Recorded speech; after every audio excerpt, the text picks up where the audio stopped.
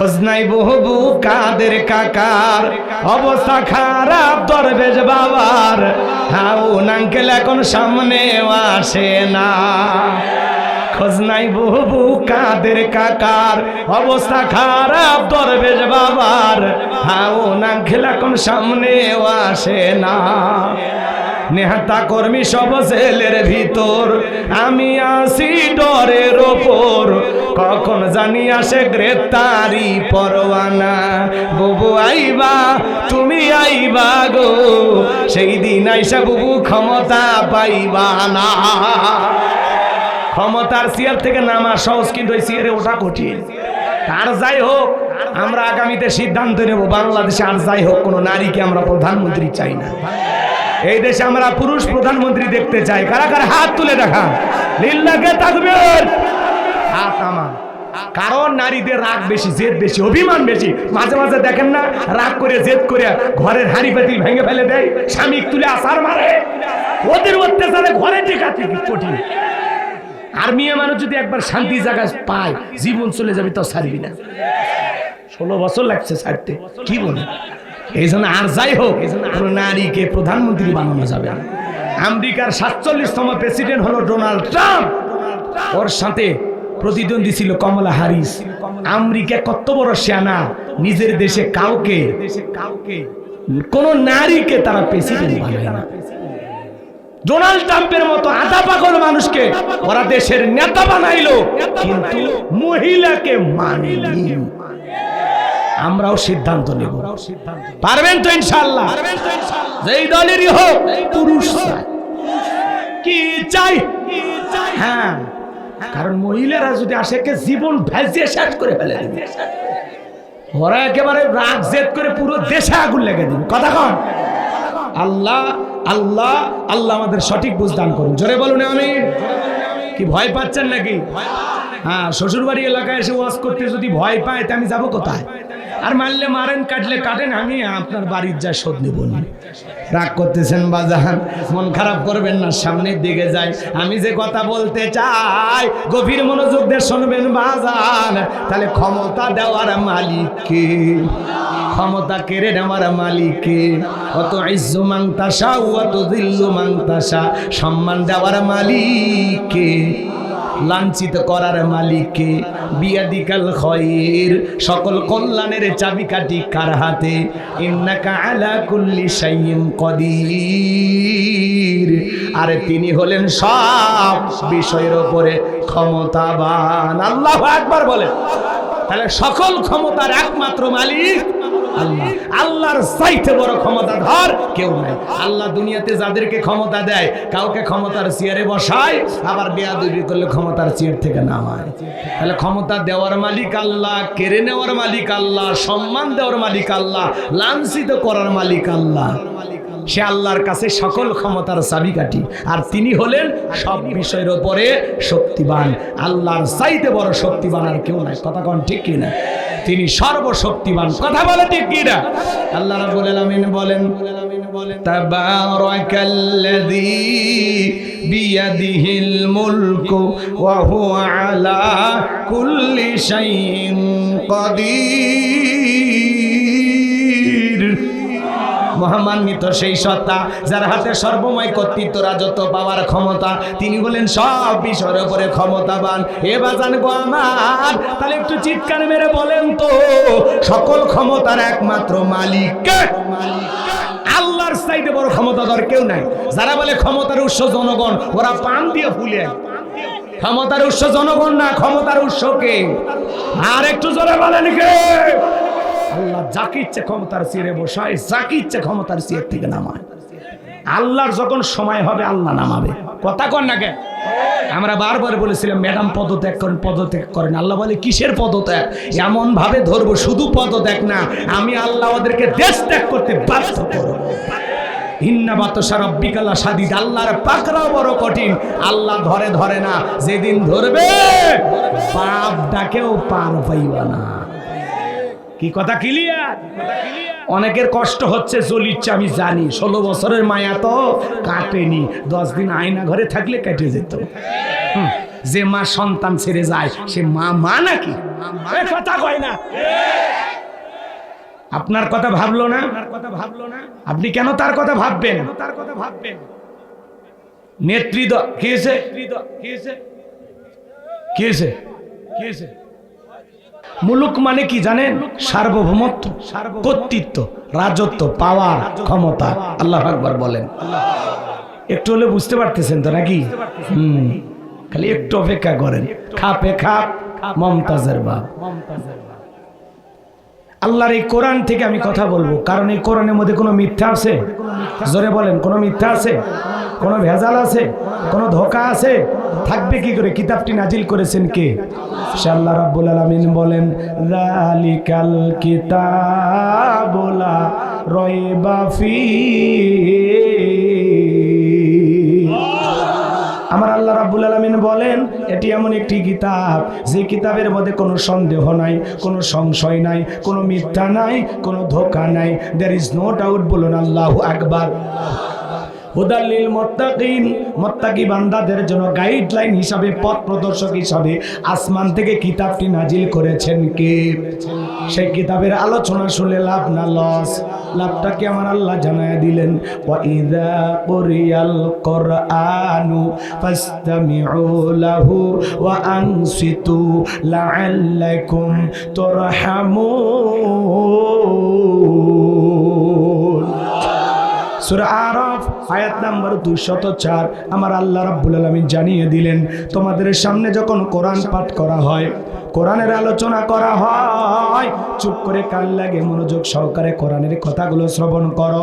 যারা চুপচাপ কোরআনুল কারীমের কথাগুলো শ্রবণ করবে, আমার আল্লাহ রাব্বুল আলামিন আসমান থেকে তাদের উপরে আল্লাহর রহমত বৃষ্টির মতো নাজিল করবেন। বলুন সুবহানাল্লাহ। এই জায়গায় থাকলে যে কি লাভ? একটা আয়াতের আলোচনা শোনার জন্য যদি 1 ঘন্টা আপনারা ব্যয় করতে পারেন, কোরআনের ওই তাফসীর শোনার পরে আমল করেন আর না করেন, 500 রাকাত নফল নামাজ পড়লে যে সব হবে, সেই সমপরিমাণ সব আল্লাহ তাআলা আপনার আমার আমল নামায় দান করবেন। এই মাহফিলটার যে কত দাম! আল্লাহ বলেন, ওয়াযাক্কির ফাইন্না যিকরা তানফাউল মুমিনিন।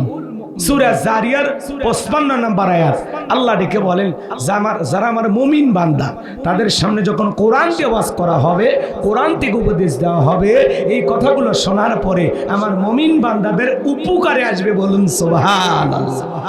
তাহলে কোরআন দিয়ে ওয়াজ করলে কার উপকার? আমাদের উপকার। কথা বলেন ঠিক কি না? রাগ করতেছেন? শুধু এই প্যান্ডেলে রাখবেন নাকি বাড়ি পর্যন্ত নিয়ে যাবেন? ওই যে মা বোনেরা আগে একটা ব্যবহার করতো, ওই যে মাটির চুলায় চঙ্গায় আগুন নিভে গেলে এরকম ফু দিত। দেখছিলেন? আমাদের দাদি নানি দেখছিল। কথা কন, একটু আওয়াজ দিবেন। আমি করব ওয়াজ, আপনারা দেবেন আওয়াজ, জবাব দিবেন ঠিক ঠিক। আলোচনা হবে কমপ্লিট। শ্রদ্ধাদের স্পিরিটে বারে বক্তার হিট। আলোচনা হবে জায়গা মতো ফিট। আগে বলতাম কিছু আজ প্যান্ডেলে, কিছু আজ অ্যাঙ্গেলে, এখন যা বলবো সব ডাইরেক্ট।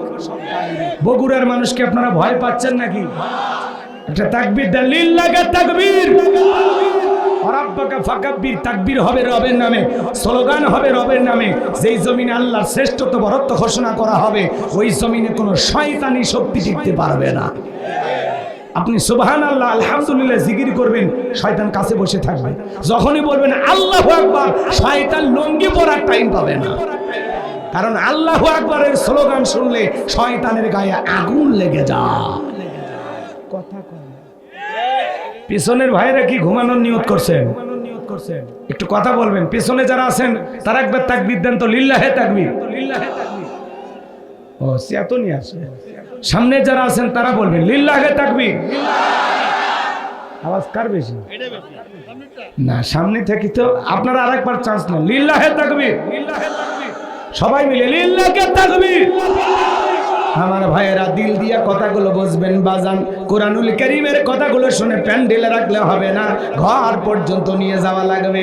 আমার আল্লাহ তাআলা সেই কথাও জানিয়ে দিলেন, আল্লাযীনা ইয়াসতামিউনাল কাওলা ফায়াত্তাবিউনা আহসানাহু উলাইকাল্লাযীনা হাদাহুমুল্লাহু ওয়া উলাইকা হুম উলুল আলবাব। এত জোরে বলতেছি তাও সাউন্ড। সূরা জুমার আয়াত নাম্বার 18। এই যে এত কাছে যা যদি বলি তাও যদি না হয় কি করবেন?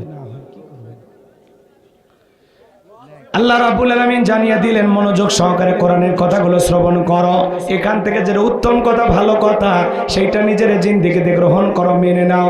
তোমরা যদি কোরআন থেকে ভালো কথা, উত্তম কথাটা গ্রহণ করতে পারো, যে আলোচনাগুলো শুনবেন এখান থেকে উত্তমটা ভালোটা গ্রহণ করবেন, আমার আল্লাহ বলেন উলাইকাল্লাযীনা হাদাহুমুল্লাহু, যারা ভালোটা গ্রহণ করবে তাদের জন্য আমি আল্লাহ পাক হেদায়েতের রাস্তাটাকে সহজ করে দেব। ওয়া উলাইকা হুম উলুল আলবাব, আল্লাহ তাআলা জানিয়ে দিলেন যারা কোরআন থেকে উপদেশ গ্রহণ করে তারাই হলো বুদ্ধিমান। আমি জানি বগুড়ার মানুষেরা বুদ্ধিমান, যা বলবো এখান থেকে একটি কথা হলেও নিয়ে যাবেন ইনশাআল্লাহ। আর কোনো কথা নয়। এইবার চলুন আমরা ডাইরেক্ট আলোচনায় প্রবেশ করি। জবান ছেড়ে সবার একটু মহাব্বতে আমার সঙ্গে তেলাওয়াত করুন। আউযু বিল্লাহি মিনাশ শাইতানির রাজিম, বিসমিল্লাহির রাহমানির রহিম। বিতাড়িত মুর্দা শয়তানের কাছ থেকে আল্লাহ পাকের কাছে আশ্রয় প্রার্থনা চাচ্ছি। পরম করুণা সিমদালু আল্লাহ তাআলা নামে শুরু করছি। আল্লাহর কোন বান্দা যদি সূরা মুলুক নিয়মিত তেলাওয়াত করে, এই সূরাটির এত ফজিলত, এত ফজিলত, আল্লাহ তাআলা তার কবরের সলজফকে সহজ করে দেবেন। আল্লাহর কোন বান্দা যদি নিয়মিত সূরা মুলুক তেলাওয়াত করে, আমল করে, কঠিন কিয়ামতের ময়দানে এই সূরাটি তিলাওয়াতকারী ব্যক্তির পক্ষে আল্লাহর কাছে সুপারিশ করবেন। চিৎকার মেরে বলুন সুবহানাল্লাহ। ছোট্ট একটা কথা আপনাদেরকে বলি, আজ থেকে 100 বছর আগে ভারতের একটি ঘটনা 2 মিনিটে বলে দিচ্ছি। সে সময় তো এত আলেম ছিল না, এত মুসলমান ছিল না। একটি বস্তি এলাকার মধ্যে কিছু মুসলমান বসবাস করত। হঠাৎ করে একজন মুসলমান মারা গেল। ওই এলাকার মানুষজন এত মূর্খ ছিল, এত অজ্ঞ ছিল যে একজন মানুষ মারা গেলে কিভাবে দাফন কাফন করতে হয়, কিভাবে শেষ বিদায় দিতে হয়, কিভাবে জানাজা পড়াইতে হয়, কোনো কিছুই তারা জানতো না। এত অজ্ঞ ছিল। আমার ভাইয়েরা, ওই এলাকার একজন মানুষ মারা যাওয়ার পরে তারা আশেপাশে আলেম ওলামা খুঁজতেছেন, কোথাও কোনো আলেম ওলামা খুঁজে পাওয়া গেল না। আল্লাহর বান্দারা টেনশনে পড়ে গেলেন, কি করা যায়, কি করা যায়। সবাই টেনশনে পড়ে গেলেন যে কিছু পারি আর না পারি অন্তত লাশটা দাফন করার আগে যেহেতু গোসল করাইতে হবে, আমরা একটু গোসল করাইয়া দেই। আগামীকালকে আমাদের রাস্তার পাশে কবরস্থান, যদি আমরা কোনো লোকজন কোনো আলেমকে খুঁজে পাই, তাহলে সে তো এত দূর ভিতরে আসতে চাইবে না, তার মাধ্যমে জানাজা পড়া আমরা দাফন করব। এইবার বাজানো গো আমার, তারা লাশটাকে গোসল করাইয়া দিয়ে পরের দিনে অপেক্ষায় বসে থাকলেন। আল্লাহর কোন বান্দা যদি এই রাস্তা দিয়ে হেঁটে যায়, কোন আলেমকে পাওয়া যায়, আমার ভাইয়েরা তার কাছ থেকে তারা জানাজার নামাজ আদায় করায় নেবে। এই অপেক্ষায় তারা দাঁড়িয়ে থাকলেন। দেখলেন একজন মানুষ, মাথায় টুপি, গায়ে লম্বা জুব্বা। এই লোকটা যখন কাছাকাছি আসলেন, তাদের জীবনে শান্তি ফিরে পাইলেন। লোকটাকে ডেকে বলে, ভাই আমাদের এলাকায় একজন মানুষ মারা গেছে, কিন্তু এই মানুষটাকে কিভাবে দাফন কাফন করতে হয় আমরা জানি না, কিভাবে জানাজার ইমামতি দিতে হয় আমরা জানি না। আপনাকে দেখে মনে হয় আপনি একজন আলেম মানুষ, দয়া করে জানাজার নামাজটার ইমামতি আপনি করবেন। লোকটা ডেকে বলে, ভাই আমি কোনো আলেম না, আমি একজন মুসলমান, ভারতের একজন পুলিশ। আমার ভাইয়েরা সবাই অনুরোধ করলো, ভাই যেহেতু আপনি প্রশাসনে চাকরি করেন, অবশ্যই আপনি শিক্ষিত একজন মানুষ, আমরা তো অজ্ঞ মূর্খ, কোনো কিছু জানা নাই, ইলম কালাম কোনো কিছু জানি না, কিভাবে জানাজা পড়াইতে হয়, একটা মানুষকে কিভাবে কবরে রাখতে হয় আমরা জানি না। ও ভাই আপনারা পায়ে পরে হাতি ধরি, দয়া করে আপনি জানাজার নামাজের ইমামতি করায় দেন। সকলের অনুরোধে আল্লাহর বান্দা জানাজার ইমামতি করলেন। এইবার সবাই বলে, একটা বার আপনি একটু কবরে লাশটা রাখেন। কিভাবে কবরে লাশ রাখতে হয় আমরা জানি না। সকলের অনুরোধে আল্লাহর বান্দা কবরে নামলেন। লাশটাকে কবরে রাখার পরে বাঁশের বিছানা বিছায়া দিলেন। কবরে মাটি দিয়ে আল্লাহর বান্দা যখন নিজ কর্মস্থলে ফিরে গেলেন, এইবার পকেটের মধ্যে হাত দিয়ে দেখে তার পকেটের ভেতর একটা জরুরি কাগজ ছিল, একটা পেপার ছিল, সেইটার খুঁজে পাওয়া যাচ্ছে না। অনেক সন্ধান করলেন কিন্তু খুঁজে পাওয়া গেল না। আল্লাহর বান্দা এবার টেনশনে পড়ে গেল, কোথায় হারিয়ে ফেললাম। ওইটার কারণে তারা চাকরিও যেতে পারে। আল্লাহর বান্দা এবার খুঁজতে খুঁজতে কবরস্থান পর্যন্ত চলে আসলেন। টেনশনে পড়ে গেলেন, হারে ঠিক মনে হয় কবরে লাশটা রাখার সময় আমার পকেট থেকে পড়ে যেতে পারে। এইবারে লোকজনকে ডাকলেন, ভাই আপনাদের উপকার করতে গেছে আমার বড় একটা ক্ষতি হয়ে গেছে, আমার একটা জরুরি পেপার হারিয়ে গেছে, একটা কাগজ পড়ে গেছে আমার পকেট থেকে।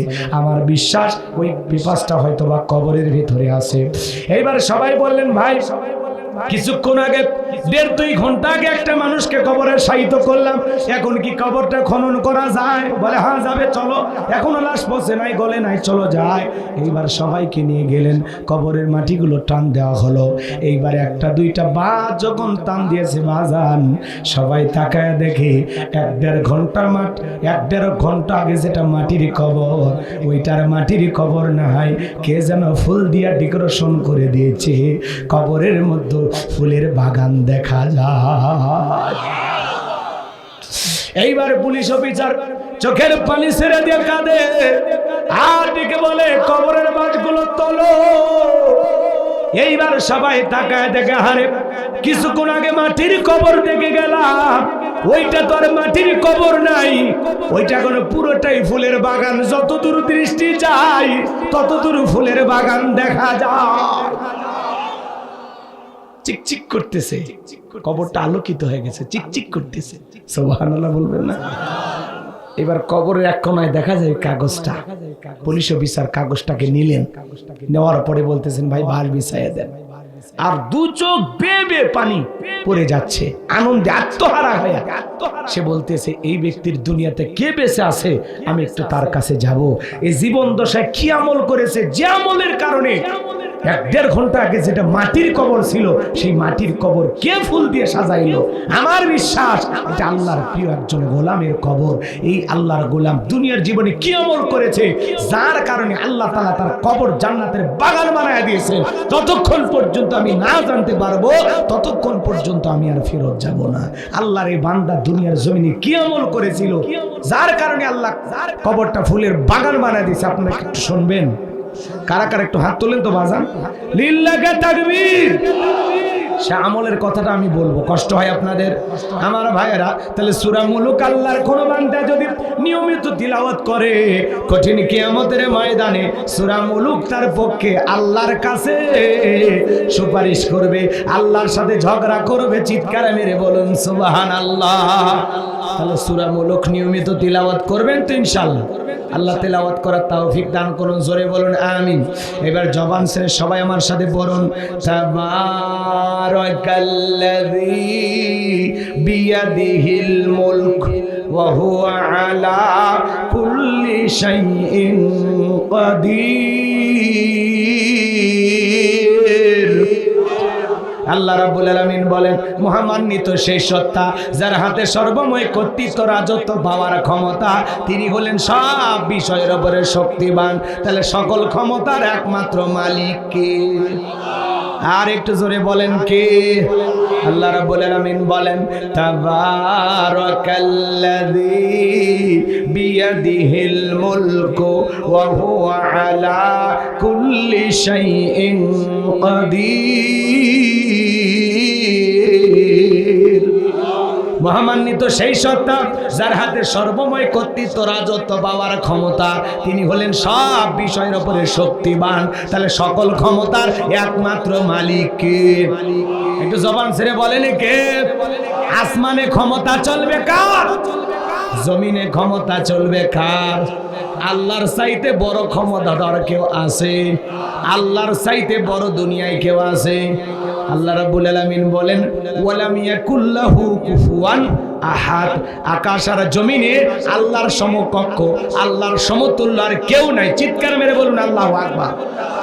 লিল্লাহি মুলকুস সামাওয়াতি ওয়া মা ফিল আরদ। আকাশ আর জমিনের একচ্ছত্র মালিকানা কার? নাকি এর মধ্যে কারো ভাগ আছে? হ্যাঁ, কথা বলেন না কেন আপনারা?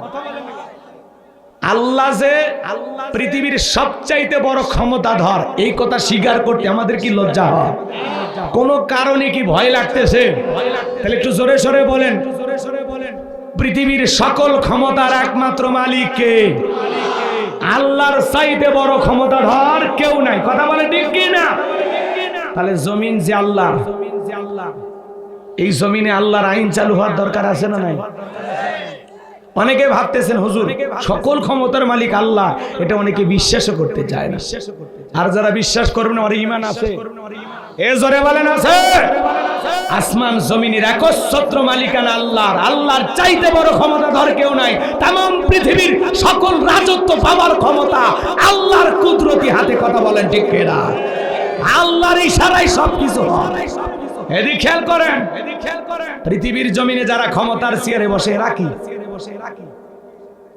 না, আপনাদের বগুড়া থেকে একটা ছেলে যদি ঢাকায় চাকরি করতে যায়, একটা বাসা ভাড়া নিয়ে থাকে, ওর পরিচয় কি? ভাড়াটিয়া। কথা বলেন, পরিচয় কি? এই পৃথিবীর জমিন আল্লাহ অনেক মানুষকে ক্ষমতার চেয়ারটা ভাড়া দেয়। কথা কি বুঝতে পারতেছেন? কেউ 5 বছর, কেউ 10 বছর, কেউ 20 বছর, কিন্তু এদের পরিচয় ভাড়াটিয়া। এরা কেউ ক্ষমতাতে চিরস্থায়ী ভাবে থাকতে পারবে? ক্ষমতা দেওয়ার মালিক কে? আরেকটু জোরে বলেন, সেই দলিল আছে না নাই? জোরে বলেন আছে না? আমার আল্লাহ রাব্বুল আলামিন বলেন, কুলিল্লাহুম্মা মালিকাল মুলকি তুতিল মুলকা মান তাশাউ ওয়া তানজিউল মুলকা মিম্মান তাশা ওয়া তুইজ্জু মান তাশাউ ওয়া তুযিল্লু মান তাশা বিয়াদিকাল খায়র ইন্নাকা আলা কুল্লি শাইইন কাদির। সূরা আলে ইমরান আয়াত নাম্বার 26। আমার আল্লাহ রাব্বুল আলামিন জানিয়ে দিলেন, রাজত্ব দেওয়ার মালিক আমি আল্লাহ। বলেন তো বাজান, ক্ষমতা দেওয়ার মালিক কে? ক্ষমতা দিলে যে লোকটাকে সম্মান দেওয়া হলো, এইটা না। ক্ষমতার সম্মান দুইটা ভিন্ন জিনিস। কারণ এই পৃথিবীর জমিনে অনেক মানুষকে আল্লাহ ক্ষমতার চেয়ারে বসাইয়াও জুতার বাড়ি খাওয়ায় বিদায় করছে। কথা বলেন ঠিক কিনা? এই পৃথিবীর জমিনে অনেক মানুষকে ক্ষমতার চেয়ারে বসাইয়াও আল্লাহ লাঞ্ছিত করেছেন। কথা বলেন ঠিক কিনা? শ্রীলঙ্কার দিকে তাকায় দেখলেন না, যারা জনগণের উপরে জুলুম করেছিল, জুলুমের 16 কলা পূর্ণ হয়েছিল।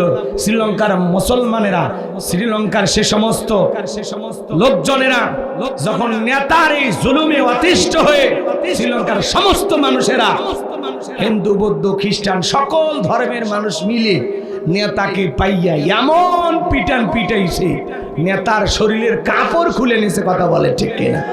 ভাগ্যিস ভালো সেদিন হাফ প্যান্ট পরা ছিল, তাহলে কাপড় খুলেও ক্ষমতার থেকে নামায়। কথা কোন ঠিক কিনা? এজন্য জুলুম করতে নাই, জুলুম করতে নাই। ক্ষমতা আল্লাহর দেয়া নিয়ামত, জনগণের দেয়া আমানত। আল্লাহর নিয়ামত পাইয়া শুকরিয়া আদায় করো, আর জনগণের দেয়া আমানত সঠিকভাবে ব্যবহার করো। তাহলে ক্ষমতার চেয়ারে বসে যারা আদল ইনসাফ প্রতিষ্ঠিত করবে, ন্যায় বিচার কায়েম করবে, মানুষের অধিকার প্রতিষ্ঠিত করবে, মানুষ তাদের জন্য দিল থেকে দোয়া করবে, ইতিহাসের সোনালী পাতায় তাদের নাম লেখা থাকবে। আর যারা ক্ষমতার চেয়ারে বসে বাপদাদার সম্পত্তি মনে করে জুলুম করবে, অত্যাচার করবে, মানুষের রক্ত নিয়ে খেলা করবে, এই পৃথিবীর জমিনে ফিতনা ফাসাদ সৃষ্টি করবে, ক্ষমতার চেয়ারে বসে যারা মানুষের রক্ত নিয়ে খেলা করবে, মনে রাখবেন ওই জালেমদের ইতিহাসের কালো পাতায় নাম লেখা থাকে। মানুষ তাদের নাম শুনলে ঘৃণা করে। কথা কর। তাহলে ক্ষমতা পাইলে লাভ দিতে নাই, ক্ষমতা পাইলে অহংকার করতে নাই, বিনয়ী হতে হয়, শুকরিয়া আদায় করতে হয়। আজকে ছোট ছোট নেতার গরমে এলাকায় থাকা যাইত না। কথা কর না, কারণ বড় বড় কথা বলতে ওরা আছে, ভাগ করেন না। 41 সাল পর্যন্ত টিকে থাকবে, 24 সালে কি আছে তকদিরে জানে না। কথা বলে ঠিকই না? বড় বড় কথা বলতে বলে আমরা পালাই না, ঠিকই তো পালিয়ে গেলেন। কথাই কাজে মিল নাই আপনাদের। কথা কয় না। আমাদের চাচা ইরশাদ চাচাকে বলা হয় স্বৈরাচার শাসক। আমার ইরশাদ চাচা ক্ষমতার চেয়ার থেকে পদত্যাগ করে জেলে গেছে, মাগার দেশ ছাড়েনি। বাপের বেটা দেশনেত্রী বেগম খালেদা জিয়া অসুস্থ মানুষ, জেল খাটলেন, এখনো অসুস্থ হয়ে দেশে আছে, দেশ ছাড়ে নাই বাপের বেটি। আর আপনি একটু বিপদ থেকে পালিয়ে গেলেন, নিজের জীবনটাই দেখলেন, আপনার কোটি কোটি অনুসারী, তাদের কথা একটু ভাবলেন না? এ কথা কর না কেন? আবার বাইরে যায় কি খুব ভালো আছে, আমাদের ছাড়া থাকতে পারে, মাঝে মাঝে কল রেকর্ড ফাঁস হয়। কেন? অভিমান করে চলে গেছেন, যোগাযোগ বন্ধ করে দেন, আমরা আপনার কথা শুনতে চাই না, শুনতে চাই কথা কর। কিন্তু অভিমান ভেঙে গেছে, এখন যোগাযোগ করতেছে আমাদের সাথে, বলে আমি দেশের খুব কাছে আছি, চট করে ঢুকবো। তা আপনি আসেন, এই দেশ আপনার বাবার, এই দেশ আপনার স্বামীর, আপনি তাড়াতাড়ি আসেন। কথা কন নাকি আপনারা? হ্যাঁ, বাইরে যাওয়া সহজ, এই দেশে ঢোকা অতই সহজ। কথা কন না কে? নেত্রী থাকেন হিন্দুস্তান, আর নেতা কর্মীদেরকে ডাকেন গুলিস্তান। কয়েকজন গেছে, জনগণ উত্তম মাধ্যম দিয়েছে। আমরা বলতে চাই ভাই 16 বছর অনেক কিছু করছেন, এখন চুপচাপ থাকেন। আপনি যে ওই দল করতেন বলাও দরকার নেই, কথা কন। পরিবেশ আসুক পরে বললেন। হ্যাঁ, এক সময় আমরাও বলতে পারি না, কথা কন না কেন? মিথ্যা মিথ্যা মামলা হামলা দিয়ে কত মানুষ, অন্ধ মানুষের নামে পর্যন্ত মামলা দিচ্ছে। অন্ধ মানুষ থেও নাকি গাড়ি পোড়ায়, গাড়ি না বাড়ি ওই বোঝে কিছু। একটা অন্ধ মানুষের নামে যারা মামলা দেয় তারা যে কত বড় মিথ্যাবাদী, এই একটা কথাই তার জন্য যথেষ্ট। কথা ঠিক কিনা? আর আপনি আসেন, আসতেছেন, আপনি আসেন, আমরা জানি বেশি দিন আমাদের ছেড়ে থাকতে পারবেন না।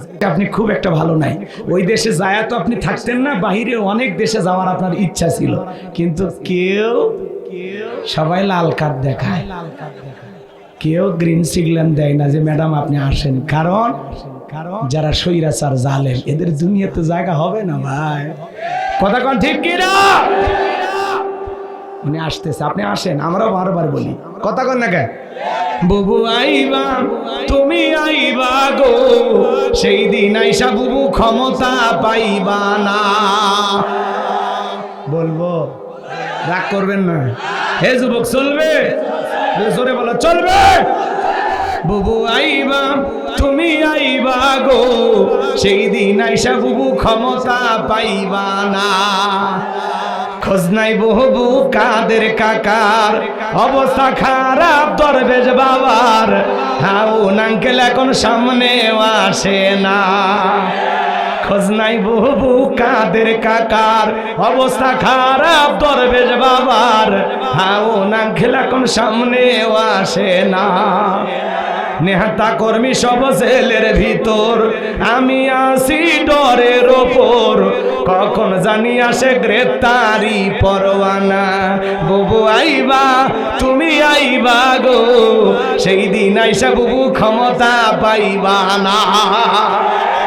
ক্ষমতার চেয়ার থেকে নামা সহজ, কিন্তু ওই চেয়ারে ওঠা কঠিন। আর যাই হোক, আমরা আগামীতে সিদ্ধান্ত নেব, বাংলাদেশে আর যাই হোক কোনো নারীকে আমরা প্রধানমন্ত্রী চাই না। এই দেশে আমরা পুরুষ প্রধানমন্ত্রী দেখতে চাই। কারা কারা হাত তুলে দেখান, লিল্লাহে তাকবীর, হাত নামান।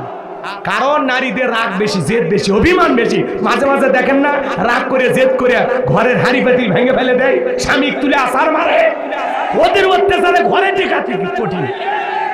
আর মেয়ে মানুষ যদি একবার শান্তি জায়গা পায়, জীবন চলে যাবে, তো ছাড়বি না। 16 বছর লাগছে ছাড়তে, কি বলে? এই জন্য আর যাই হোক, কোনো নারীকে প্রধানমন্ত্রী বানানো যাবে না। আমেরিকার 47তম প্রেসিডেন্ট হলো ডোনাল্ড ট্রাম্প, ওর সাথে প্রতিদ্বন্দ্বী ছিল কমলা হ্যারিস। আমেরিকা কত বড় সেনা, নিজের দেশে কাউকে কোন নারীকে তারা প্রেসিডেন্ট বানায় না। ডোনাল্ড ট্রাম্পের মতো আধা পাগল মানুষকে ওরা দেশের নেতা বানাইলো, কিন্তু মহিলাকে মানেনি। আমরাও সিদ্ধান্ত নেব, পারবেন তো ইনশাআল্লাহ?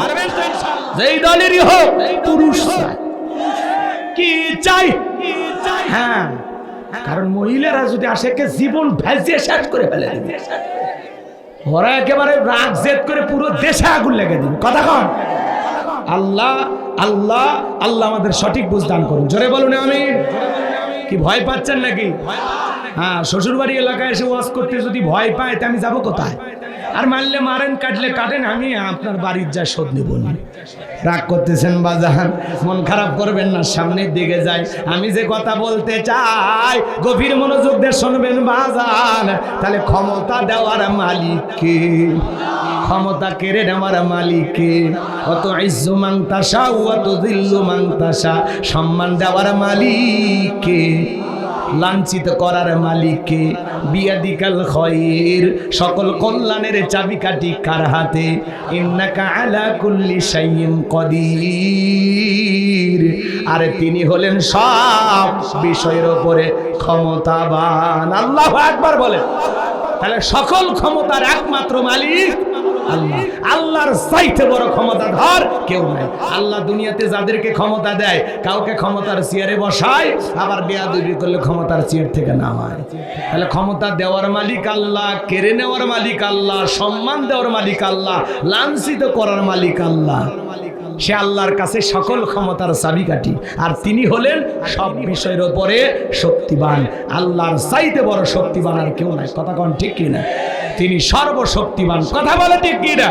আল্লাহ রাব্বুল আলামিন বলেন, তাবারাকাল্লাযী বিয়াদিহিল মুলকু ওয়া হুয়া আলা কুল্লি শাইইন কাদির।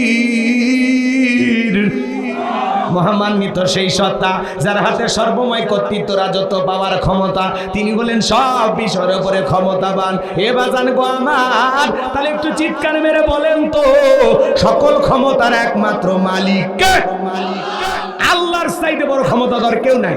যারা বলে ক্ষমতার উৎস জনগণ, ওরা পান দিয়ে ফুলে। ক্ষমতার উৎস জনগণ না, ক্ষমতার উৎস কে? আর একটু জোরে বলেন কে? আল্লাহ যাকে ইচ্ছে ক্ষমতার চেয়ারে বসায়, যাকে ইচ্ছে ক্ষমতার চেয়ার থেকে নামায়। আল্লাহর যখন সময় হবে আল্লাহ নামাবে। কথা কন না কে? আমরা বারবার বলেছিলাম ম্যাডাম পদত্যাগ করেন, পদত্যাগ করেন। আল্লাহ বলে কিসের পদত্যাগ? এমন ভাবে ধরবো শুধু পদত্যাগ না, আমি আল্লাহ ওদেরকে দেশ ত্যাগ করতে বাধ্য করব। ইন্না বাতশা রাব্বিকা লাশাদীদ, আল্লাহর পাকড়াও বড় কঠিন। আল্লাহ ধরে ধরে না, যেদিন ধরবে বাপ ডাকেও পার পাইবা না। কি কথা ক্লিয়ার? অনেকের কষ্ট হচ্ছে, জ্বলিচ্ছে আমি জানি। 16 বছরের মায়া তো কাটেনি, 10 দিন আয়না ঘরে থাকলে কেটে যেত। যে মা সন্তান ছেড়ে যায় সে মা নাকি? কথা কয় না। আপনার কথা ভাবলো না, আপনি কেন তার কথা ভাববেন? নেতৃত্ব কি হয়েছে? কি হয়েছে? কে বাজান? ভয় লাগতেছে? কোন টেনশন? কি বলতে চায় উনি? আচ্ছা আচ্ছা, ও বোঝা নাই, ও কবরের কথা। ও আমি কি বলছি এটা পরে বলবো। আসিতেছি, একটু অপেক্ষা করেন। কষ্ট হচ্ছে আপনাদের? বিরক্ত হইতেছে? তাকবীর দেন, লিল্লাহি তাকবীর। তাহলে বলেন সকল ক্ষমতার একমাত্র মালিক। এইবার চলেন, এই পুরো পৃথিবীতে আল্লাহ পাক 4 জন মানুষকে ক্ষমতা দিয়েছেন। জোরে বলেন কয়জন? আর একটু জোরে বলেন কয়জন? এই 4 জনের মধ্যে 2 জন হলো ঈমানদার আর 2 জন হলো কাফের। ভালো করে বুঝবেন, পুরো পৃথিবীর ক্ষমতা 4 জনকে দিয়েছে। কয়জন? 2 জন কাফের আর 2 জন হলো ঈমানদার। আরে ভাই, পুরো পৃথিবীর ক্ষমতা তো দূরের কথা, ছোটখাটো নেতার সাথে পারা যাইতো না। বিশ্বনবীর জামানায় এরকম একটা ছোট নেতা ছিল, গোত্রীয় লিডার, দলপতি, বগুড়ার খাস বাংলা ভাষায় পাতি নেতা, নেতার চামচে। কথা কম। এবার শোনেন, দিল দিয়ে কথাগুলো বুঝবেন, তাহলে মজা লাগবে ইনশাআল্লাহ। নবীজির জামানায় পাতি নেতার নাম ছিল, গোত্রীয় লিডার, দলপতি, এর নাম ছিল মহাবীর আমর। মহাবীর নবীজি হিজরত করে মদিনায় চলে গেছে। মক্কার কাফেরদের কিনে রসুলের কোনো টেনশন নাই, কিন্তু মক্কার কাফেরদের ঘুম হারাম। না জানি ভাতিজা মুহাম্মদ মদিনায় যায় কি করতেছে। কথাকে বুঝতে পারতেছেন বাজান? দিল দিয়া কথাগুলো বুঝবেন বাজান। এই মক্কার মহাবীর আমর প্রতিমার সামনে দাঁড়ায় শপথ গ্রহণ করলো, যতক্ষণ আব্দুল্লাহর বেটা মুহাম্মদ সাল্লাল্লাহু আলাইহি সাল্লামের দেহ থেকে কাল্লা না ফেলাইতে পারবো ততক্ষণ পর্যন্ত আমি এক ফোঁটা পানিও পান করব না। জোরে কর নাউজুবিল্লাহ। আমার নবীকে ওর পাকা ধানে মই দিয়েছে, ওর বাড়িতে চুরি করতে গেছে। আমার নবীর কি কোনো অপরাধ আছে? না বাজান না, আপনার আমার নবীর কোনো অপরাধ নাই। আমার নবী কালেমার দাওয়াত দেয়, ইসলামের প্রচার প্রসার করে, কোরআনের পথে মানুষকে দাওয়াত দেয়। এটাই কাফের বেঈমানদের কাছে সহ্য হইতো না। ওরা বলে আমরা 33 কোটি দেবতা মানি, তাই কত সমস্যা। আর এক আল্লাহকে মানলে সমস্ত কিছুর সমাধান, এটা ওরা বিশ্বাস করতে চাইতো না। এই মক্কার মহাবীর আমর প্রতিমার সামনে শপথ গ্রহণ কইরা বিশাল একটা বাহিনী নিয়ে মদিনার পথে রওনা করেছেন। এই খবর আল্লাহ তাআলা তার হাবিবের কাছে পৌঁছায় দিলেন, নবী গো, মক্কার মহাবীর আমর আপনার মাথা নেওয়ার জন্য রওনা করেছে। এই খবরটা বিশ্ব নবী জানার পরে টেনশনে পড়ে গেলেন। সাহাবায়ে কেরামদেরকে ডেকে বলেন, আমার সাহাবীরা তোমরা বলো, মক্কার মহাবীর আমর আমার মাথা নেওয়ার জন্য রওনা করেছে, তোমরাই বলো কি করা যায়। নবীজির সাহাবীরা সবাই শুনতেছেন। হঠাৎ করে ওসমান ডেকে বলেন, নবী আপনি আল্লাহর এত বড় পয়গাম্বার, আপনি শুধু দিল থেকে দোয়া করে দেন ওই ওসমান যেন আপনার কাছে পৌঁছার আগে ওর হাত পাল্লা পাক প্যারালাইজ করে দেয়, আপনার কাছে পৌঁছার আগেই সে যেন দুনিয়ার থেকে বিদায় হয়ে যায়। এই কথা শোনার পরে নবীজি হাত তুলে দোয়া করলেন। নরম মানুষ দোয়ার পক্ষে কথা বলে, ঠিক কিনা? আল্লাহ রাসূল হাত তুলে দোয়া করতেছেন, আল্লাহ ওই মক্কার মহাবীর আমর আমার মাথা নেওয়ার জন্য রওনা করেছে, আমার কাছে পৌঁছার আগে ওর হাত পা এতটুকু শুধু বলেছেন মোনাজাতে। আল্লাহ আসমান থেকে বলে, জিবরাইল আর করিস না দেরি, আমার বন্ধুকে জানায় দাও তাড়াতাড়ি। আমি আল্লাহ পাক শুধু 2 হাত দোয়া করার জন্য দেই নাই, মাঝে মাঝে জালেম আর বেঈমানদেরকে সাইজ করার জন্য ওই 2 হাতে লাঠি তুলে নেওয়া লাগবে। লিল্লাহি তাকবীর। সব জায়গায় দোয়া দিয়ে কাজ হয়। এই গ্রামের নাম হলো বড় ভিলা। উদাহরণ দিচ্ছি কথা বোঝানোর জন্য, আবার যেন কেউ রাগ করেন না। রাগ করতেছেন বাজান? তাহলে একটু কথা বলেন, আমার সাথে কথা বলেন, সহযোগিতা করুন। কষ্ট হয় আমার ভাইয়েরা। এই গ্রামের নাম বড় ভিলা। মনে করেন প্রতিদিন এই গ্রামে চুরি হইতেছে, গরু ছাগল চুরি হয়, টাকা পয়সা চুরি হয়, গহনা গাড়ি চুরি হয়, এমনকি সুন্দরী বউটা পর্যন্ত চুরি হয়। চোরের অত্যাচারে এলাকায় থাকা কঠিন হয়ে গেছে। একজন বগুড়া ধনুর থেকে বাজান 10 কেজি জিলেবি নিয়ে আসা ইমামের হাতে দিয়ে বলে, ও বড় ভিলের ইমাম সাহেব, এই 10 কেজি জিলাপি দিয়ে একটু দোয়া করেন, চোরের হাত থেকে যেন এই গ্রামের মানুষকে আল্লাহ তাআলা হেফাজত করেন। এই কথা শোনার পরে ইমাম সাহেব নামাজ আদায় করার পরে হাত তুলে দোয়া করে বলেন, আল্লাহ চোরের হাত থেকে বড় ভিলের মানুষকে তুমি হেফাজত করো। চোর জিলাপি খাওয়ার আসে হাত তুলে কয় আমিন আমিন আমিন। কথাকে বলছেন নাই বাজান?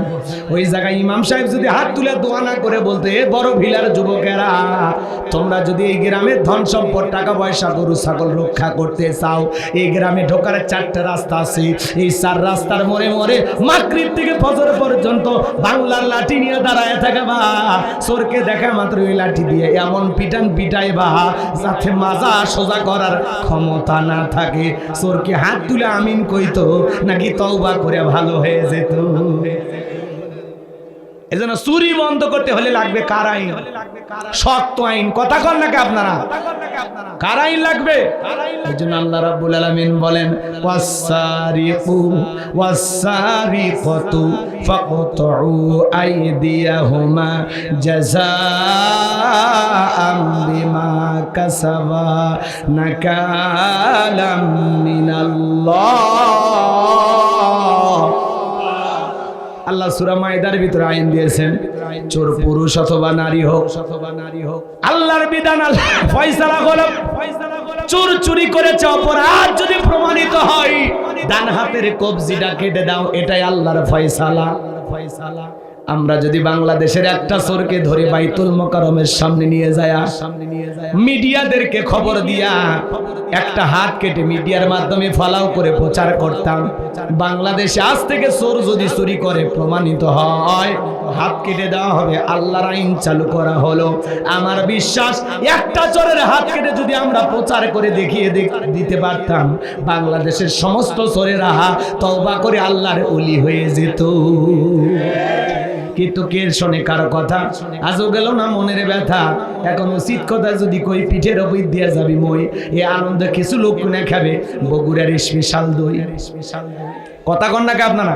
যত দোষ নন্দ ঘোষ, 70টা বললে দোষ, করলে অন্যায়ের প্রতিবাদ, নামটা হবে তোমার মৌলবাদ, নামটা হবে তোমার জঙ্গিবাদ। আল্লাহর আইন বর্তমান পৃথিবীর শাসকদের কাছে পছন্দ হয় না, আমাদের দেশের নেতারাও পছন্দ করে না। কথা কন নাকি আপনারা? বলে না সেই 1450 বছরের আইন এগুলো ব্যাকডেট মনে হয়। এরা লন্ডন আমেরিকার আইন দিয়ে দেশ রাষ্ট্র পরিচালনা করে। মনে রাখবেন, আশরাফুল মাখলুকাত আল্লাহর সৃষ্টি, তাকে কোন আইনে সোজা করা যাবে আল্লাহর চাইতে আমরা বেশি বুঝি। হ্যাঁ, খুব বেশি বুঝি আমরা। আল্লাহর আইন এই জমিনে চালু হোক, কারা কারা চান? 2 হাত তুলে দেখা। আল্লাহ এই জমিনে কোরআনের আইন চালু করে দাও, জোরে বলেন আমিন। আল্লাহর বিধানের শান্তি, আল্লাহর আইনই মুক্তি। কথা বলে ঠিক কিনা? আরে ভাই, একটা খালি টেস্ট করে দেখেন না, টেস্ট করেন। একটা চোরের হাত কাটে খালি টেস্ট করেন, ভালো হবি মানে বাংলাদেশটা মিনি জান্নাতে পরিণত হবে, সব চুরি ডাকাতি বন্ধ হয়ে যাবে। কিন্তু কে শুনবে কার কথা? সরিষাই যেবু নেতা ভাবে এই আইন চালু করলে তো আমার হাতি আগে কাটা যাবে, কারণ এরা দুর্নীতিবাজ ছিল। 11 লক্ষ কোটি টাকা দুর্নীতি করে বিদেশে পাচার করেছে। 93 বিলিয়ন ডলার ঋণের বোঝা বাংলাদেশে চাপিয়ে দিয়ে ওরা পালিয়ে গেছে। কথা বলে ঠিক কিনা? আপনারা খুশি হবেন আলহামদুলিল্লাহ, 5 বিলিয়ন ঋণ পরিশোধ করতে পেরেছে এই মাত্র কয়েক মাসে। আল্লাহু আকবার বলে। খুব দ্রুত আমরা সংকট কাটিয়ে আবারও ঘুরে দাঁড়াবে বাংলাদেশ, নতুন বাংলাদেশ। গতকালকে আপনারা দেখেছেন সকল রাজনৈতিক দলের সাথে প্রধান উপদেষ্টা ডক্টর ইউনূস সাহেব বৈঠক করেছেন। জামাত, বিএনপি, হেফাজত, খেলাফত, চরমনাই কেউ বাকি ছিল না। ভিপি নূরের দল থেকে শুরু করে সবাই গিয়েছিল। কথা কি বুঝতে পারছেন? এই যে সবাই মিলে দেশ রক্ষা করার জন্য ঐক্যবদ্ধ। আল্লাহু আকবার বলে। মামুনুল হক সাহেব বলেছেন আমরা ঐক্যবদ্ধ, জামাতের আমিন বলেছেন ঐক্যবদ্ধ, বিএনপির নেতারা বলেছেন আমরা ঐক্যবদ্ধ, সকল দলের নেতারা বলেছেন দেশের স্বাধীনতাকে সুরক্ষিত রাখার জন্য সবাই আমরা ঐক্যবদ্ধ। কথা বলেন ঠিক কিনা? আজকে আবার সকল ধর্মীয় নেতাদের সাথে তিনি বৈঠক করেছেন। আমাদের প্রিয় শায়েখ আহমদুল্লাহ হাফিজাহুল্লাহ তিনিও সেখানে গিয়েছিলেন এবং তিনি বলেছেন যে আমরা প্রধান উপদেষ্টার সাথে দেখা করে সেখানে চমৎকার কিছু আলোচনা হয়েছে, সেখানে চমৎকার কিছু আলোচনা হয়েছে এবং তিনি বাহিরে বের হয়ে বলেছেন আমরা সবাই ঐক্যবদ্ধ, দেশের শান্তি এবং এই দেশের স্বাধীনতাকে সুরক্ষিত রাখার জন্য আমরা সবাই ঐক্যবদ্ধ এবং সকল ধর্মের অধিকার আমরা নিশ্চিত করব। কথা বলে ঠিক কিনা? আমাদের দেশে অমুসলিমদের উপর নির্যাতন হচ্ছে, এই মিথ্যা নিউজ, তথ্য সন্ত্রাস ভারত চালিয়ে আজকে ভারত বেকায়দায়। কথা বলেন। ভারত বাংলাদেশের ভিসা বন্ধ করে দিয়ে ওই দেশে যে হাসপাতালগুলোতে বাংলাদেশের লোকজন চিকিৎসা নিত তাদেরকে বের করে দিল। এই মাত্র কয়েকদিনের ব্যবধানে হাসপাতালের গেটের থেকে স্লোগান আসতেছে বাংলাদেশিদের ভিসা চালু করা হোক, আমরা তাদের চিকিৎসা করব, জামাই আদরে রাখবো, 10% ছাড় দেওয়া হবে। আল্লাহু আকবার কোন। খারাই তোমাদের মন পাল্টে গেল। কথা কোন না কেন? হ্যাঁ, এখন কলকাতার হাসপাতাল, দেশের বিভিন্ন ওই দেশের হাসপাতালগুলো এখন শূন্য, কারণ বাংলাদেশের মানুষ অধিকাংশ মানুষ ভারতে চিকিৎসার জন্য যায়। আজকে তারা চিকিৎসা সেবা দিতে পারতেছে না, আধা বেলা খায়া আসে, আধা বেলা না খায়া আসে। এই কয়েকদিনে যদি এই পরিণতি হয়, বাংলাদেশ যদি একবারে চিকিৎসা নেওয়া বন্ধ করে দেয়, ওদের অবস্থাটা কি হবে? হ্যাঁ, বড় বড় কথা বলো দাদা। হ্যাঁ, কথা কন নাকি আপনারা? এক উগ্রপন্থী হিন্দু নেতা বলে বাংলাদেশের ভিসা বন্ধ করে দেন। বন্ধ করে দিলে লাভটা কি? চিকিৎসা বন্ধ করে দেন। করাচিতে যান। আরে ভাই, করাচির কথা বলতেছেন, পাকিস্তানের কথা বলতেছেন। হ্যাঁ, পাকিস্তান তো মুসলিম দেশ, তারা তো আমাদের প্রকৃত বন্ধু। আর যাই হোক, ওরা কখনো আমাদের সাথে গাদ্দারি করবে না। এ কথা বলেন না কেন?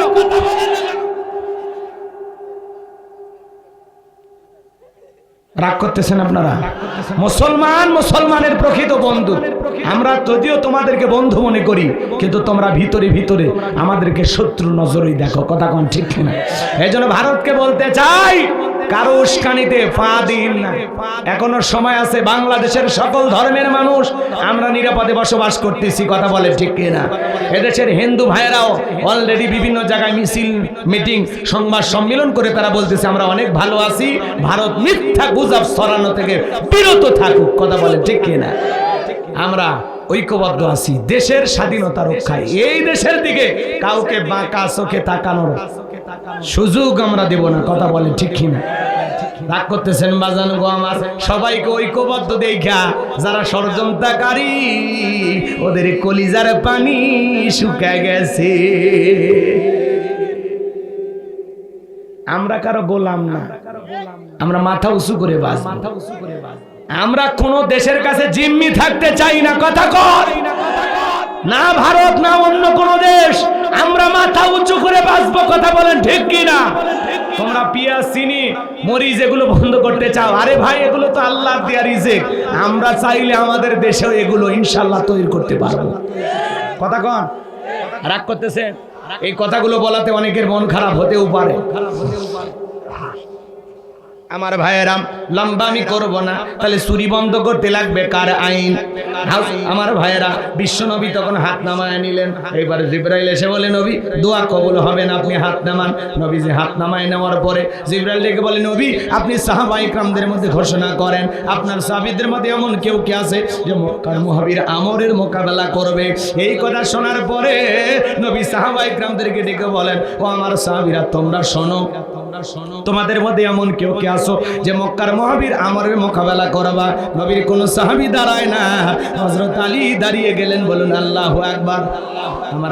আমার নবী ডেকে বলে আলী রে তুমি কি জানো ওই মক্কার মুহাবির আমর একবেলা খাবার খায় 21 কেজি 3.5 মণ ওজনে তরবারি যুদ্ধ করে, এত বড় বীরের সামনে তুমি কেমনে যাইবে? তুমি বসে পড়ো। হযরত আলী বসে বললেন। নবীজি দ্বিতীয়বার বললেন, আবারও হযরত আলী দাঁড়িয়ে গেছেন। নবীজি দ্বিতীয়বার বলেছেন ও আমার সাহাবীরা তোমাদের মধ্যে এমন কেউ কি আছো যে মক্কার মুহাবির আমরের মোকাবেলা করবা? আবারও হযরত আলী দাঁড়িয়ে গেছেন। এইবার নবী দুইটা হাত বাড়ায় বলে আলী রে আয় আয় আমার বুকের কাছে আয়। আলী রে এত বড় বীরের সামনে যাইতে চাস, তোর কি জানে মায়া দয়া নাই? হযরত আলী ডেকে বলতেছেন নবী গো আমার ভিতরের ঈমান বলতেছে ওই আমর আপনার চেহারা দেখার আগে ওরে আমি জমিন থেকে বিদায় করে দেব। চিৎকারে মেরে বলুন আল্লাহু আকবার। ঈমানের একটা পাওয়ার থাকার দরকার আছে না নাই? যে ঈমান প্রয়োজনে জ্বলে ওঠে না, যে ঈমান সত্য ন্যায়ের কথা বলে না, যে ঈমান অন্তরে নাই, যে ঈমান অন্তরে নাই মুখে ফোটায় কথার কলি, কিভাবে তারে বলো ঈমান বলি, কিভাবে তারে বলো ঈমান বলি? যে ঈমান প্রয়োজনে জ্বলে ওঠে না, সেই ঈমান সত্য ন্যায়ের কথা বলে না। জোরে বলেন মারহাবা। আমার ভাইয়েরা দিল দিয়ে কথাগুলো বুঝবেন বাজান গো আমার নবী ডেকে বলে ওসমান তোমার বাড়ি কি তরবারি আছে? বলে হ্যাঁ আমার বাড়িতে তরবারি আছে। বিশ্ব নবী ডেকে বলে ওসমান যাও তরবারিটা নিয়ে আসো। হযরত ওসমান তরবারি নিয়ে আসলেন 27 ইঞ্চি লম্বা। নবীজি হযরত আলীর হাতে দিলেন। হযরত আলী তরবারি পায়ে মারছে দৌড়াইতে দৌড়াইতে আমরের মুখোমুখি হয়ে গেছে বাজান। আমরকে দেখা মাত্রই হযরত আলীকে দেখা মাত্র আমর রেগে বলে কি রে পিচ্চি আলী তুই কেন আমার সামনে? হযরত আলী বলে পিচ্চি নাকি পরে বুঝাইতেছি, কথায় আছে ছোট মরিচের ঝাল বেশি। আল্লাহু আকবার বলেন। এইবার হযরত আলী তরবারি দিয়ে দাঁত টানছেন, একটা দোয়া পড়তেছেন। এই দোয়া পড়ে বাড়ির চতুর্দিকে ফু দিতে পারলে বড় বড় দুর্ঘটনার হাত থেকে আল্লাহ আপনার পরিবারকে হেফাজত করবেন। এইবার হযরত আলী দাঁত টানতেছেন বাজান।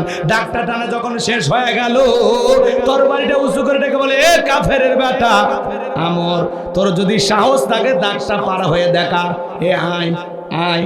আল্লাহু আকবার বলেন।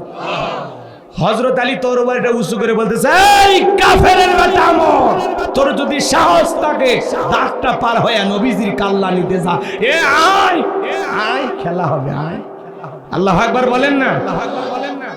বাড়িতে ঢুকছে চোর, বাড়িওয়ালা ল্যাংরা, দুইটা পা নাই, কিছু না হোক যদি খালি জবান দিয়ে আওয়াজ দেয় কে রে, চোর থাকবি না ভাগে দৌড় মারবি। একটা আওয়াজেই অনেক কিছু কথা বলেন ঠিক কিনা? হযরত আলী খালি ধমক দিয়েছে এই আয় আয়, দাগটা পার হয়ে দেখ আয়। হযরত আলী আর আমর এই জায়গায় বাজা বাজা ভাব, পুরো ঘটনাটাই শুনবেন। কারা কারা একটু দুই হাত তুলে দেখান তো বাজান, লিল্লাহি তাকবীর, হাত নামান বাজান। তাহলে আমি বলেছিলাম চারজনকে আল্লাহ পাক পুরো পৃথিবীর ক্ষমতা দিয়েছিল, জোরে বলেন কয়জন? এক নাম্বার হলো নবী সুলাইমান আলাইহিস সালামকে আল্লাহ পাক পুরো পৃথিবীর রাজত্ব পাওয়ার ক্ষমতা দিয়েছিলেন। আল্লাহর নবী সুলাইমান আলাইহিস সালামকে আল্লাহ পাক যে বিশাল ক্ষমতা দিয়েছিলেন, সেই ঘটনা কাহিনী যদি বলতে চাই 2-3 ঘন্টা আলোচনা করে শেষ হবে না। আল্লাহর নবী সুলাইমান মানব দানব জিন ইনসান সকলের কথা বস্তু, সকলেই তার ক্ষমতার আয়ত্তের মধ্যে, সকলেই তার হুকুম মানতে বাধ্য ছিল। আল্লাহু আকবার বলেন। আল্লাহ পাক তাকে তত্ত্বের একটা সিংহাসন দিয়েছিলেন। বাতাসকে অর্ডার করা মাত্রই যেখানে যাইতে চাইতেন সেখানে বাতাস তার এই সিংহাসনটাকে উড়িয়ে নিয়ে যাইতো। বলেন আল্লাহু আকবার। আল্লাহর নবী সুলাইমান আলাইহিস সালামকে আল্লাহ রাব্বুল আলামিন পুরো পৃথিবীর রাজত্ব পাওয়ার ক্ষমতা দিয়েছিলেন। 2 নাম্বার হলো বাদশা জুলকারনাইনকে আল্লাহ পাক পুরো পৃথিবীর রাজত্ব পাওয়ার ক্ষমতা দিয়েছিলেন। এই পৃথিবীর জমিনে 1 নয় 2 নয় 1600 বছর আল্লাহ তাআলা তাকে হায়াত দিয়েছিলেন। বাজান, পৃথিবী ভ্রমণের জন্য একটা ঘোড়া আল্লাহ তাকে দিয়েছিলেন। এই ঘোড়ায় চড়ে যখন চাবুক মারতো, এক এক কদমে হাজার হাজার মাইল রাস্তা পাড়ি দিত। আল্লাহু আকবার বলে। কষ্ট হয় আপনাদের মনে হয় আমার ভাইরা? তাহলে 2 জন ইমানদার, একজন নবী সুলাইমান আর একজন বাদশা জুলকারনাইন। যেই বাদশা জুলকারনাইন ইয়াজুজ মাজুজের ঘটনা আপনারা শুনেছিলেন, বিশাল একটা প্রাচীর নির্মাণ করে দিয়েছিলেন। সেই বাদশার নাম হলো বাদশা জুলকারনাইন। আল্লাহু আকবার বলে। আল্লাহু আকবার। দিল দিয়ে কথাগুলো বুঝবেন। তাহলে 2 জন ইমানদার আর 2 জন কাফের, এদের মধ্যে একজনের নাম হলো জালেম বাদশা বখতে নাসর, যাকে আল্লাহ রাব্বুল আলামিন পুরো পৃথিবীর রাজত্ব পাওয়ার ক্ষমতা দিয়েছিলেন। ওই জামানায় আল্লাহ রাব্বুল আলামিন তার একজন পয়গম্বর পাঠিয়েছিলেন। সেই পয়গম্বরের নাম ছিল দানিয়েল। জোরে বলেন কি নাম? আল্লাহর নবী দানিয়েল সালামকে আল্লাহ পাক ওই জামানায় পাঠিয়েছিলেন। আল্লাহর নবী দানিয়েল সালাম তার কওমের মানুষদেরকে ডেকে বলেন, ইয়া বানি ইসরাঈল আযকুরু নি'মাতিয়াল্লাতী আন'আমতু আলাইকুম ওয়া আন্নী ফাদ্দালতুকুম আলাল আলামিন। আল্লাহ নবী ডেকে বলেন, ও বনি ইসরাঈল উম্মতেরা শোনো, তোমাদের বাপ দাদা চাকর ছিল, কৃতদাস ছিল, গোলাম ছিল। সেই গোলামের জিন্দেগি থেকে আল্লাহ পাক তোমাদেরকে আজাদ করেছেন, মুক্ত করেছেন, স্বাধীন একটা জীবন দিয়েছেন। বিদায় দাম্ভিকতা করো না, এক আল্লাহর ইবাদত করো, আল্লাহ তাআলার কৃতজ্ঞতা আদায় করো। উম্মতেরা ডেকে বলে, পয়গম্বর পুরান দিনের গল্প শোনায় লাভ নাই, বাপ দাদা কি করেছিল আমরা জানতে চাই না, আমরা ভালো আছি, আমাদের টাকা পয়সা কোনো কিছুর অভাব নাই। আল্লাহ নবী দানিয়েল দেখে বলে, শোনো, এখনো সময় আছে, গাছের পূজা করো না, মাছের পূজা করো না, চন্দ্রের পূজা করো না, এক আল্লাহর ইবাদত করো। কিন্তু পয়গম্বরের কোনো কথাই তারা শ্রবণ করলো না।